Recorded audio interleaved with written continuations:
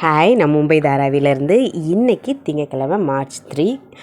இன்றைக்கான lunch menu என்னென்ட்டு பார்க்கலாம். நேற்றுக்கு சண்டே எல்லாத்துக்கும் எப்படி போச்சு, இன்றைக்கி ஃபஸ்ட்டு என்னென்ன பண்ணேன்னு சொல்லிடலாம். எப்பவும் போல் சாப்பாடு, ரொட்டி. இன்றைக்கி வித்தியாசமாக கொஞ்சம் பாலக்கீரையில் பாலக் ரொட்டி பண்ணியிருந்தேன். எப்பவும் போல் ஹஸ்பண்டுக்கு சாலடும் ரெடி பண்ணியிருந்தேன். பீன்ஸ் பொரியல், வேறு பாவக்காயில் தொக்கு மாதிரி பண்ணியிருந்தேன். அதுக்கப்புறம் பருப்பு குழம்பு வச்சுருந்தேன். அதில் தேங்காய் அரைச்சி போட்டு அந்த மாதிரி பருப்பு குழம்பு வச்சுருந்தேன்.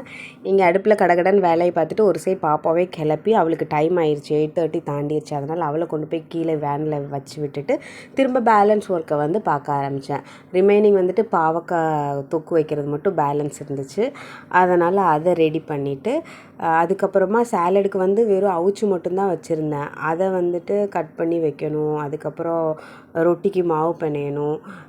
இது வித்தின் 1 ஹவருக்குள்ளே இது எல்லாமே பண்ணி டப்பாவும் பேக் பண்ணணும். ஏன்னா அடுத்து ஹஸ்பண்டையும் தம்பியையும் அனுப்பிச்சி வைக்கணும். 10 o'clock அவங்க கீழே இறங்கிடுவாங்க.